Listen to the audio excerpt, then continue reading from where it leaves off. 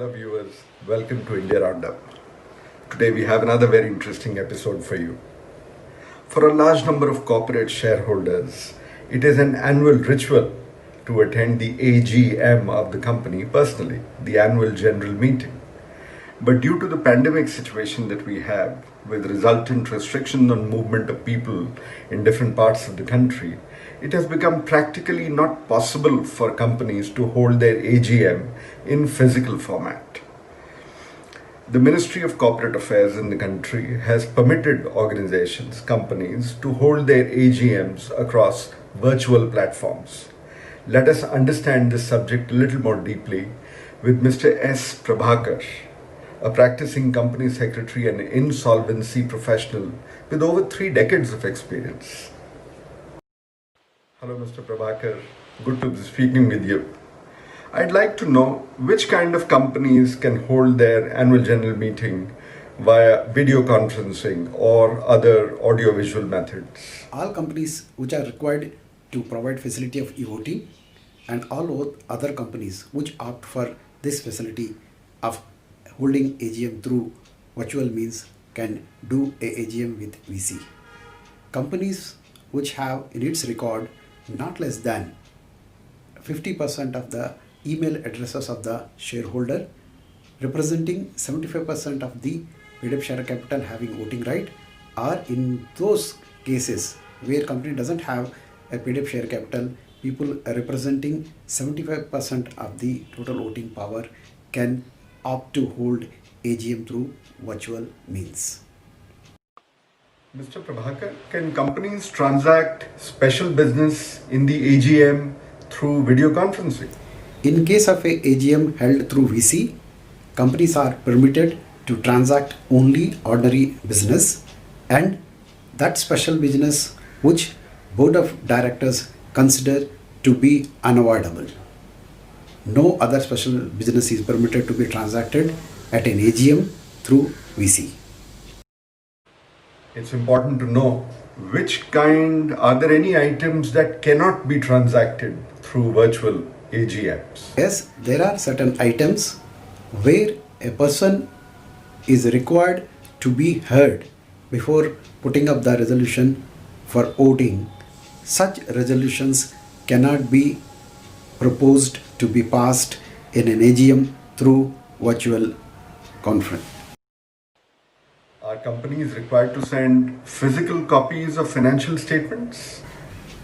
Keeping the pandemic situation in view and disruption of postal services, companies are exempted from sending the financial statements to the shareholders. They are only required to be sent through emails to the shareholders who have made their emails available to the company or which are available through the depositories. For all other persons, they have to download it from the website of the company on which the annual statements will be uploaded by the company. The most fascinating water world on earth, the Great Backwaters, Kerala. Mr. Prabhakar, is there a requirement of minimum capacity, minimum numbers for holding an annual general meeting? There is a requirement of minimum number of capacity to be provided for the shareholders to attend meeting through VC. In case of companies which are required to provide e-voting facility, it is 1000. In other cases, it is 500 shareholders who can attend the meeting on first come first serve basis. But there are certain categories of people like directors, promoters, key managerial person, statutory auditors, secretarial auditors. These people are not required to stand in the queue of first come first serve basis. Are companies required to provide any special facilities to shareholders who raise questions through video conferencing? Yes, in case of a company holding the AGM through VC, the company has to make arrangement for a two-way communication with the shareholders, and shareholders who want to raise questions during the AGM will be required to get themselves registered with the company in advance, and depending on that time, at the discretion of the chairman, he may allow certain shareholders to raise questions.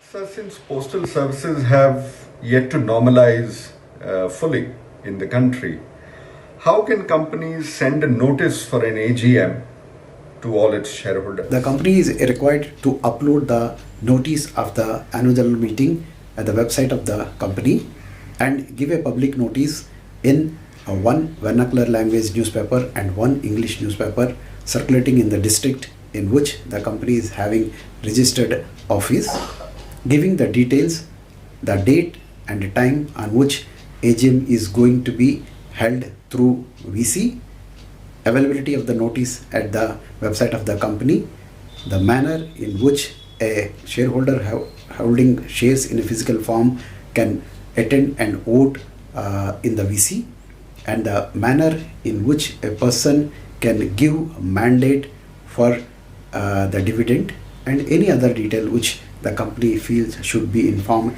to the shareholder should be given, so that maximum participation can be ensured from the shareholders. In which place will the AGM be considered to have been held? Strictly speaking, in case of an AGM through VC, there will not be any place of the meeting because everybody will be joining through the video audio means.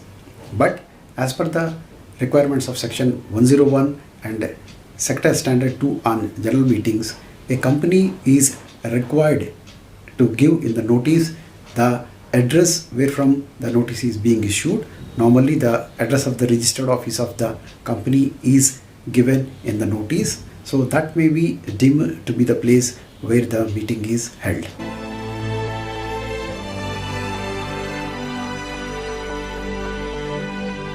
In this situation, how should a company pay dividend to its shareholders? Requirement under the Companies Act that the companies are required to pay dividend within 30 days of its declaration. So dividends can be paid through electronic clearances in all those cases where shareholders have provided the details of the bank accounts to the company. In all other cases where bank details are not provided by the shareholders, dividend warrants or checks can be dispatched after resumption of normalcy of postal services. So to that extent, the companies are exempted to pay dividend within 30 days. Will a person be required to vote in the virtual conference meeting also, even if he has voted in the remote e-voting process? See? No, only those members who have not cast their vote through the e-voting process are permitted to vote while attending a meeting through VC. Does all this mean, Mr. Prabhakar, that companies cannot hold a meeting in physical form? Very important for people to know that it is not a mandatory requirement that the AGMs should be held through virtual means only.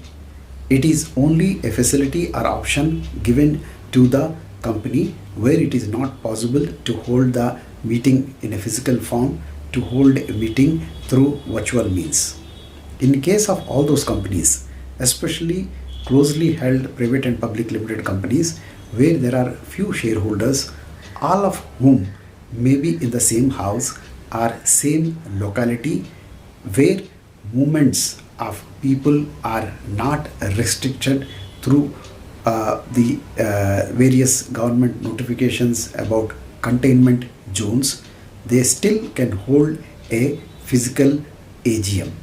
But the directors and company secretary should make sure none of the shareholders have any problem in movement and attending the general body meeting, and more specially all the precautions should be taken and the restrictions put by the government about the movement of the people, and more specially the number of people who can gather at one particular place have to be kept in mind while taking a decision to hold a meeting in a physical form.